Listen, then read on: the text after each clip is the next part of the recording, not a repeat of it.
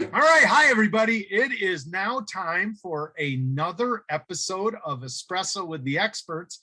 And I have a really fun session for you today with Dr. Sherene McHenry, who is the people IQ expert. Right there, that should make you want to jump out and make this happen.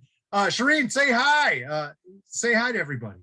Hey, everyone. Grateful to be here. Awesome. Now, as you can see, she jumped right on the screen. You probably know me. I'm Randy Dean, the email sanity expert, as you can see below. And we'll talk a little bit more about that later. But what I'm going to do is hide this PowerPoint front screen. We're going to turn off the share so we can go side by side and start having a good conversation here. Sherene, so whoa, geez, what am I doing here? Oh, there we go. That's much better. So let's go ahead and dive in and talk about this. Now, as we talk about the format of this, it's all about the coffee cup story to start. So, and I think you showed me that you have a coffee cup. Let's hear it. Now, put it closer to the screen so people can read it. Hello. Hello, gorgeous. All right. There's got to be a good story behind this one. Well, my mother gave it to me. And so her love language is gifts, if you know anything about that. But I don't know anyone who doesn't get a pick me up with a good cup of coffee and a hello, gorgeous in the morning. And I'll use it in the afternoon too. Yeah, there you go. And actually, that's interesting. What's your favorite fill up in here? Do you have a specified kind? I like strong coffee with sweet cream. And so that's what I have in it today. Oh, okay. And when you say strong coffee, what, like Starbucks? I got French roast today, and I like my mouth to be alive. I had a family friend, and she used to say, I like my mouth to feel like it's gone somewhere. See, I'm a bit weird. I like my coffee flavored milk and sugar water, although it's not sugar, it's Truvia. So I don't like the hard, sharp bend to the coffee. I try to get the, like if I go into Starbucks, give me a blonde roast with a lot of milk in it, so. So awesome. Well, that's good. That's a good start. Now you call yourself the people IQ expert. How long have you been talking on this topic? 28 years. Wow. And give me a quick little, give me your elevator speech as to what that means. What's your key area that you talk about when you say people IQ? I help people understand themselves and others better so they can set themselves up for success and others up for success. So I do a lot of work with leaders, and then I also work with a lot of associations, and their members tend to be very hardworking professionals who are at very high risk for burnout. And so my doctorate's in counseling, and I just love helping people understand people, and I don't want our best and our brightest burning out. And I've watched that happen too many times. And so the better you understand yourself, you set yourself up for success, understand other people, and you can lead with brilliance. Wow, I like that. Lead with brilliance. Okay, so I want to show you something here. I'm going to go back into share screen because I have a program. Let me jump out of this one. I have a program that I lead called Managing and Leading Great Staff and Team Meetings. And in that program, we have an exercise. Now, I don't declare myself as the, people IQ expert. Actually, what we do, which is sort of funny, is we first have a big group breakout where I say, okay, let's talk about all the different kinds of people that can sabotage a meeting. And we come up with all of these funny little names. And then the part 2 of the exercise is to then break into small groups, and each small group picks one of the people, and then they come up with some strategies to bring back to the large group of how you could maybe better handle that type of situation. And I just thought you'd get a kick out of some of these, like Larry Lack of Prep, Nick the Know-It-All, Quinn the Quiet, Ophelia the Opined. I thought that one was pretty fun. Horst the Horse Beater, Callie the Clueless, Sally the Saboteur. So these are just some of the ones that we came up with in one of these sessions. Any of these strike you as relevant with what you like to do? I would love today to talk about Sally the Saboteurs. And I got to say, I love the humor in what you did and the empowerment of other people coming up with strategies. when we look at saboteurs, I like to call them hackers. Uh-huh. And in my own life, I was ill-equipped for hackers, and most people are. And so I've identified three types of hackers, and I think it's just going to be helpful for your listeners to know what they are, to have a vocabulary, and then to have a few strategies. Sure. So the first one, they're just lacker hackers. They lack conflict resolution skills, or they lack courage. But for Mhm. whatever reason, they're not dealing with problems as they're coming up. And so what happens is if you don't deal with it, you start packing it down, and it's like a powder keg. And you pack enough of it down, one of two things is going to happen. Your anger is going to turn inward and depression's going to result, or far more likely is your anger gets triggered one day over a small infraction and you blow up like Mount St. Helens. And I like to say build up, blow up.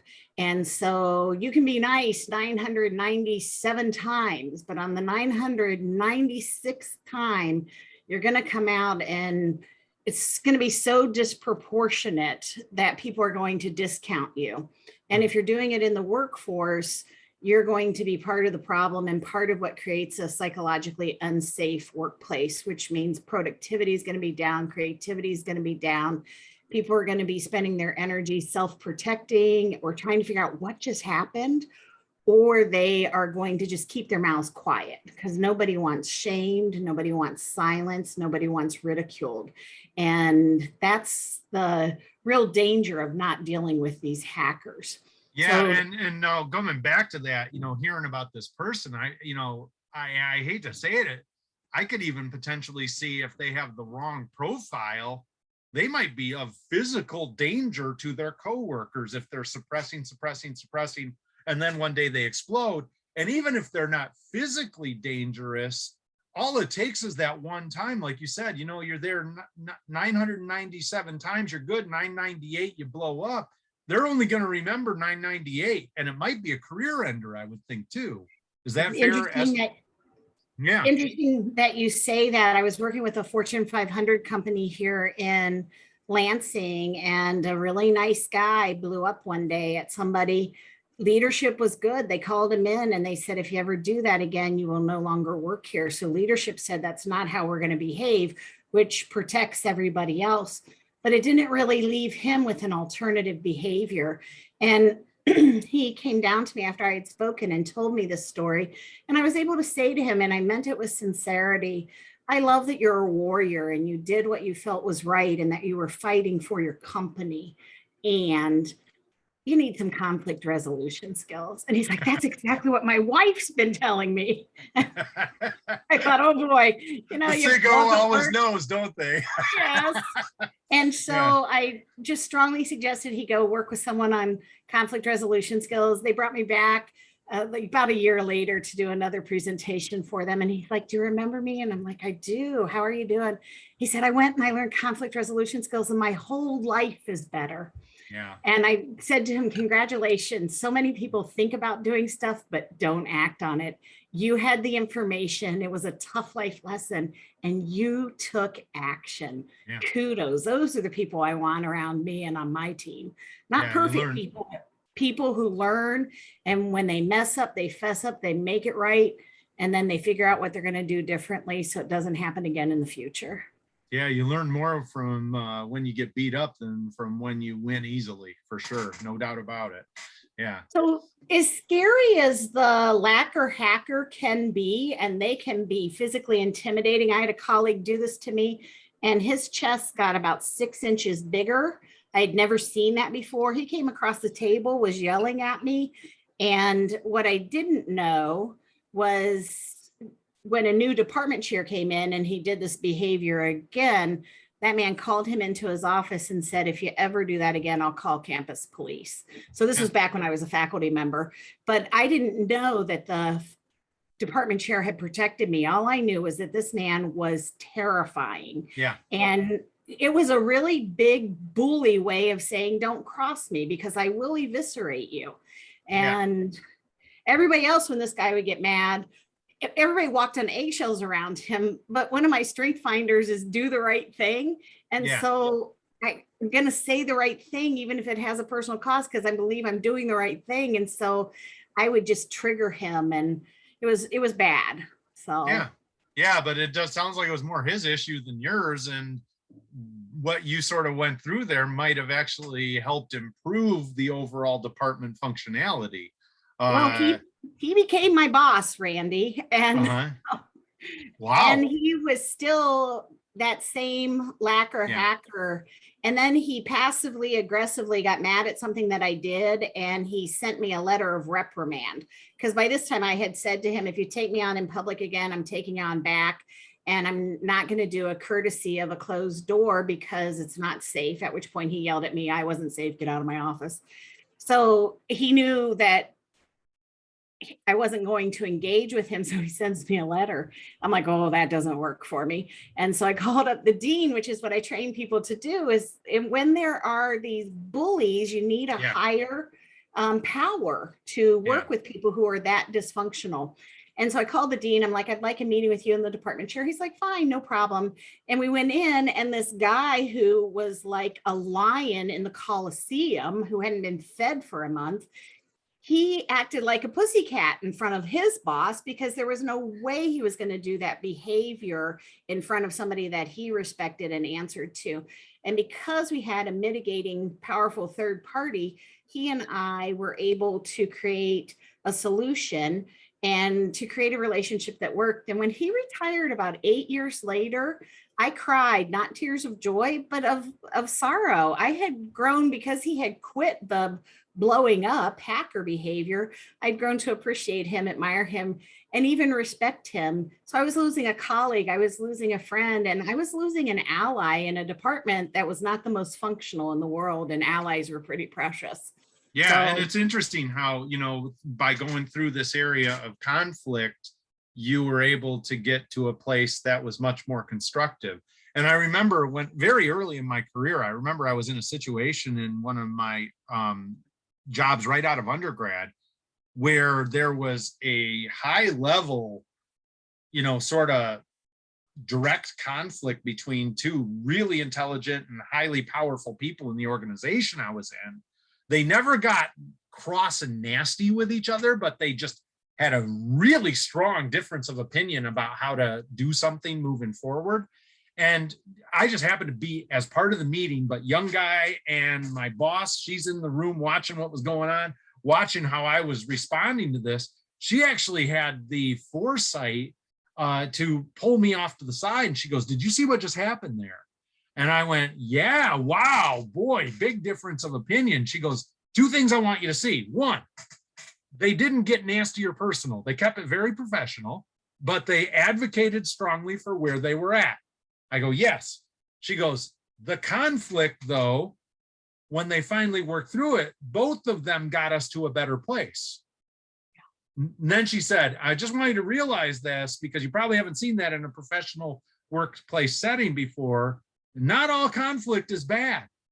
Sometimes conflict, it leads you to a better place. What a phenomenal boss, and what incredible mentoring, and how true. The absence of conflict isn't the indicator of a healthy work environment. It's how conflict is handled. And I liked that she was okay with the intensity of their disagreement, but that she called them to civility and noted to you, hey, this is civilly done. And again, they got somewhere where neither one could have gone on their own, and your department couldn't go if people didn't have the safety to use their voice. But I would have been like that if I my eyes were that big, like, oh my gosh, what's going on here, and just think about what that does when you're 22 years old and you get pulled off to the side after seeing something like that, what it says about the nature of the culture. And actually, she didn't even have to get in the middle of it. They both behaved themselves well. They had the strong difference of opinion. You could hear the energy, but they did not get mean or personal. They kept it professional. So I love that. And I love that they're passionate and that they have their voice, but I also love that, like, a boss took a newbie aside and said, this is the culture and it's okay because it's civil, because it's so much right about where you worked and about who your leader was. I bet it was fascinating. And I bet you guys moved forward quickly and did incredible things. Oh yeah, absolutely. It was a great place. Now, coming back to this though, so you said that's number one. The one final thing you sort of intimated on it, it sounds like the lacquer hacker also would be very likely to use passive aggressiveness as part of their strategies too. They can. All of us Yeah. can. I have spent almost 30 years with conflict resolution skills. And if I don't take care of what I need to take care of, I call it clean plate living. I don't want Yeah. anything in between me and you. I want you to succeed. I want to succeed. And I just have watched these little things over time move into Grand Canyons, or a little brick create a huge wall. And so if I'm not careful, I can zing people. And it was interesting, about 5 years ago, we were at the beach as a family and my sister said something and I responded with a hacker remark. And she's like, well, that's passive aggressive. And I did what most people do. I kind of laughed it off. I said, no, I was just joking. No, Yeah. I wasn't joking. I was angry about something. She called me on it. I'm pretty good at telling myself the truth, because she went back inside and I sat there and I went, you know what? She's right.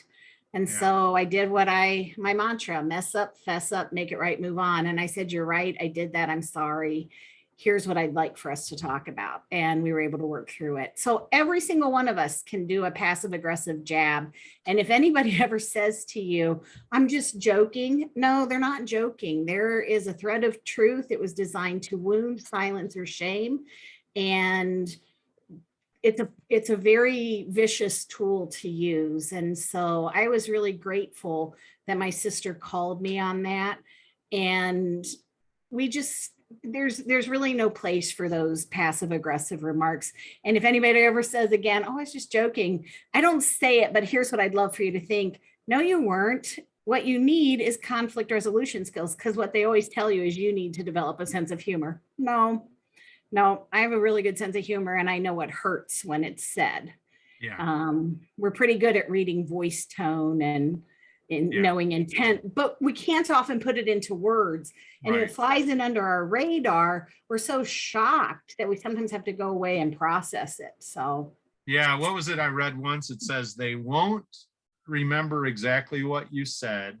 They often won't remember what you did, but they will absolutely never forget how you made them feel.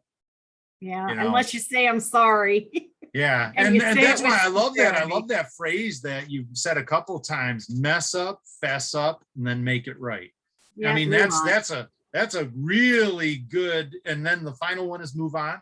Mess Yeah, up, because fess up, we make it get right, trapped move in on. guilt. Yeah, Yeah. so when I'm working with a group, that move on is letting go of perfectionism, letting go of our discomfort with making mistakes, or our discomfort with how people accept or don't accept our apology. We don't have a lot of control over that, but we have the ability to move on. And if I work with people, and especially women, if you've apologized more than twice, you have a discomfort there, and that's your discomfort. And what you're now moving into is managing people and placating people, and they're going to treat you worse because it's perceived, especially by a hacker, as being weak. And we don't tend to respect or like weak people, and it can actually make people want to poke you into being angry. And it's just a nasty Interesting. cycle. Yeah, that does sound like a vicious cycle. I really do like that though. It's like almost like a user's guide for screwing up in life, mess up, fess up, make it right, move on, Love it. and yeah, Love there it. you go. Roll forward. Okay, whoops. Drop the eggs there. Let me clean up the eggs. What are you going to do? Exactly. Yeah. So now you mentioned that you have two other types though, right? Yes. Let's So talk about those fairly quickly then. the Yeah. second type is the covert hacker, and the third type is the overt hacker. So the covert hacker is different than the lacquer hacker. The covert hacker is usually a gossiper. They like to pit people against each other. The old saying, stir the pot. They do it all behind the scenes, which is how it's so hard to capture them at doing it. Because if Yeah. you're not looking for it, you don't even see it. And so they just very skillfully drop a question here, one little remark here, and they throw you as a leader under the bus. And so Yeah. My strategy, to the best of my ability, is to not hire these people. It is so much easier to not hire them than to have to deal with them. And in an interview, they're going to throw their boss or their former workplace under the bus. You ask them how they deal with problems and they won't have a good answer. They have a sketchy work pattern that isn't about moving up. It's about every 2 years they burn through their system, and then their game has been exposed and they have to go somewhere else. And so it's all behind your back. You don't see it. It's a lot like cancer until the symptoms show up, but by then it can be very Already insidious. festered, right? Yeah. Yeah. So that's interesting. Now what do you recommend if you, let's say you are a new leader in an existing workspace and you come in and find that you have a stir the pot person already basically entrenched? What do you do in that situation? I like to say problem solve, problem manage. If they're underneath you, you have the ability to solve a problem. You can call it what it is. If it's your boss, if it's a coworker, you can try to solve it. But if you can't solve it, then I really encourage people to go quickly into problem management, which is how do we mitigate the effects of this? So if somebody comes and tries to talk to you about another employee, I would really suggest strongly that you say, oh, I wouldn't be comfortable talking about Sherene unless she were here. Or, hey, I need for you to talk to Sherene first. If you two can't work it out, come and see me. And I'm happy to meet with both of you. But you just refuse to listen to gossip. And if people start doing that, it's like, hey guys, this is a safe place. We don't talk about each other. We talk to each other. Right. And you begin to say no to that behavior and you ask the rest of your staff to do it. One of two things will happen. The person will up their game and modify their behavior. That's a win. Or they will probably escalate their behavior, which then you'll have to deal with it, but that's okay. What you'd ideally like is for them to leave of their own accord. And if not, you'd want to work with them through your HR. So I hired a hacker. Go ahead. Oh, no, I was just going to say, yeah, it just seems like, and it reminds me when I was in grad school, we had an OD class, organizational design. And the one thing that I remember more than anything else from that class, from the HR segment, whenever you hire someone, immediately create the file where you can save the evidence to fire them.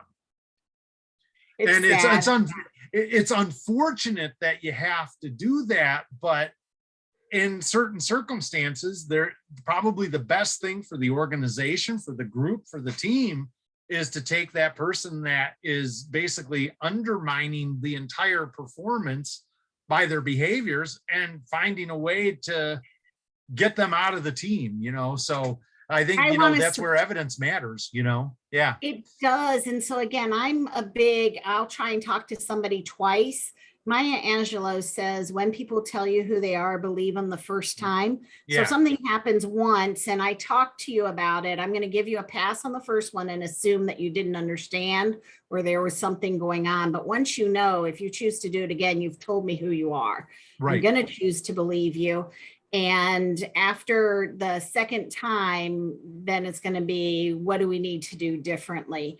And so what I've watched is the people that are the more insidious, the covert and the overt hackers, they can behave for 30 days, 60 days, 90 days. It's really hard for anybody to behave more than 6 months is my observation, but they can behave for short periods of time. So if you put them through an HR process, don't stop it after 30 days or you do your 30 days. And if it happens again, because it's a pattern, then what you want to do is you want to set in the second time or working with HR and through your system, certainly on the third time, if this happens again, because you've already had 2 warnings. Because what most HRs do is they forget or don't put into the paperwork, you've already had 2 warning periods. Right. And so it's just a clock ticking again, and they'll behave for what they have to behave. These people are tough people. And again, what you'll just notice is people are going to be fighting. There's going to be distrust, and just start looking at who's pairing off with who. And it's really interesting when you have a healthy team, even though there may be you might consider some more easily led people, they will be led into health. But if you bring in one of these covert hackers, they're going to draw to them the least healthy people and get their little minions who they talk with. And so sometimes you can even hear it, like going, ooh, I shouldn't be hearing that out of that person's mouth because that was a private conversation. There are just these clues, pay attention to them. And they are very good at massaging your ego and the ego of the leader. That's one of the ways that they manage people. And so if you have a very loyal person who people are now turning against, or if somebody tells you there's a problem and you're like, well, I don't see it, they're fantastic. These people are savvy. They have run the board before anybody else knows there's a game. They curry favor with people above their boss's level, like they'll become their friends. They start going to their kids' soccer games. It's really fascinating to watch because what they want is this insulation of protection where somebody goes, well, that person's perfect. And then your loyal employee who has been there for forever, who's being treated differently when you're not around and becoming the target, is trying to tell you there's a problem. It's like loyalty, pay attention to somebody who's always been there, always been loyal, and they're starting to tell you there's a problem. If you don't see it, it's because people behave differently when they're in this level of drama. Yeah. I was just going to say, you know, through my professional career, I have seen people that clearly act very differently when they're around the supervisors or leadership than they do when they're with their co-workers or their subordinates. And that right there should be a sign for people. If you see a very big difference in how they treat people at different levels, that is a signal that there is something not quite right potentially.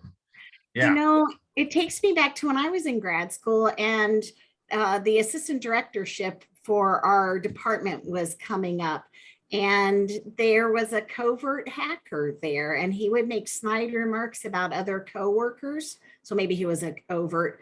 Anyway, I remember going to my boss, and I'm just a lowly GA, and just saying, I don't think he would be a good hire. He puts people down. And he was married to a vice president in the university. So he was part of a power couple. And this woman risked her own career and chose not to advance him and to create a safe work environment. And he and the power couple vice president divorced because he was a hacker. And you know, so it became evident even in the marriage then at some point. Oh yeah, it's just scary to watch. And again, what you want are good bosses who want psychologically safe work environments. Those are places people want to stay, where people flourish, where creativity and productivity flourish, and therefore profitability follows those. Yeah, I read a great quote recently which said, people don't quit jobs, they quit bosses. Yeah, they fire them. Right. Yeah. People but they don't have the power to let them go. They just walk out fire their boss. They just leave. Yeah. Exactly. Now Overt, since, you know, I want to make sure we get this done fairly quickly, you know, because we don't want to talk forever and waste your entire day. But tell me about the Overt very quickly and what you recommend to do with that one. Overt hackers are doing it in front of you. They roll their eyes, they make jabs, they blow up, their chest gets bigger and they're in your face like my colleague. It's all done in front of you. There's no hiding the behavior. And what the skilled leader does is the skilled leader says, we don't do that here. So I have an open door policy. You can talk to me about anything, but you will do it civilly, is what a college president said. And boy, everybody behaved. Other things that you can say are things like, the tone of this conversation is no longer professional in nature, or I'm going to redirect us. It's okay with me if we disagree, but we are going to treat each other with respect here. And the leader needs to solve that and say that is not acceptable behavior. If the leader chooses not to do that, the opposite of your work environment where those strong personalities disagreed is that people will go silent, and they'll go along to get along, and they've said, we don't want to rock the boat, and then there's no forward progress made, or it's at such a slow clip because really smart people are going to keep their mouths shut, and they're going to duck and cover, and they're going to do what it takes to self-protect. And so these people are scarier because it's overt, it's in your face, they're scaring other people. And what you want to know is that the research in the US says that between 5 and 7% of people have a personality disorder. And so I always treated these people unwisely, Yeah. as though they cared about people, but they lack empathy. They don't take responsibility. They don't care about hurting people. With the overt, they actually can delight and get a high off of making people emotionally bleed and battering them about. They're just bullies. Right. And so you want to know they're meaner than you're ever going to be. But if the boss sets the law, which is why they get paid the big bucks. If they Right. put the kibosh on it, the behavior can be kept in check, or the person will leave. If the boss lets it run rampant, everyone suffers, and Right. the Right. company and department does as well. Yeah. It's basically sort of standing up to the bully and making it clear that the bullying won't be allowed. It's what it sounds like to me. Yeah. Boss has the power to do that. But again, they're meaner than you. They're more cunning than you. They're more tenacious than you. The more mentally unwell they are, the more you do that, fine, I'm coming in here. You do that, I'm coming in here. It's just, you just have to work with HR if you have them. If you're the leader, problem solve, work with HR. But if you don't have the power, move quickly into problem manage. How do I protect my people? How do I protect my sanity and well-being in this environment where there is no help? What do I need to do? Because I made this mistake with a hacker colleague for 15 years trying to resolve conflict, because I made the assumption that everybody cared about relationships like I did and that anything could be solved. And I think that's probably true for 80% of the people. And then you're going to need some conflict resolution skills. And then the hackers, overt and covert, are that mental health thing that gets in there, keeps that from happening. And so you don't have to bloody your head against the wall for 15 years. You just say, can I problem solve? Try. Doesn't work, move into problem management, and then you can keep your sanity. You can ride out a storm. You can make a decision if staying there is the best thing, or if you want to transfer within your organization, or even look at going outside of your organization, because the organization is more powerful than the individual. Yeah. That's always the case. So yeah. So it sounds, let me ask you this. Are you a fan of like 360-degree feedback on positions? Not an expert on 360-degree feedback, but I think that anytime that we get feedback above, around, and underneath us, it's an invitation to learn and to grow. And I think if it's done right, it can be very, very powerful. Yeah, and it just seems to me like, that would help maybe if you're in a senior management position and you have, especially like a covert hacker that, is treating you extremely well. And then you don't realize that perhaps they're being, disingenuous or even abusive at the lower levels. So, and that's where you maybe could identify some of that stuff. But like you said, it's got to be done right, and I think the key thing is probably anonymity if you want to get true response and result from it, or else otherwise people are going to just feel like they're, stepping out on the plank and getting their legs cut out from under them. And that's what they will be. Yeah. You have to be so careful. I just did a presentation for an organization, and one of the people reached out to me and she's like, our organization is everything that you were talking about. And I thought, I'm not going to put into writing what my answer is. I don't think that's safe for her. I don't know who reads her emails, but I just said, give me a call. I'd be happy to coach you through this.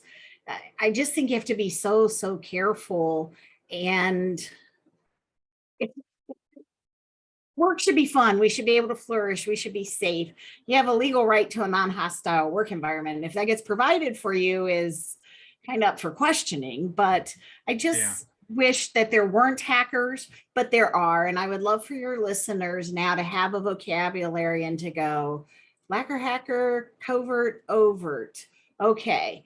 And problem solve, problem manage, do my best. And when I'm in a the position that I have the ability and the power to solve, then I'm going to solve it. Because I was doing work for PricewaterhouseCoopers, an entire division, and they had moved the hacker into 4 silos of Yeah. within the division. I'm like, oh my gosh, at what point are you going to be courageous? And instead of passing along the problem child, let's correct the problem. And they all agreed that day with either correct the problem or remove the problem. Exactly. And they agreed that they were going to take care of it instead of everybody doing what was easiest for them and then kicking the problem down the line.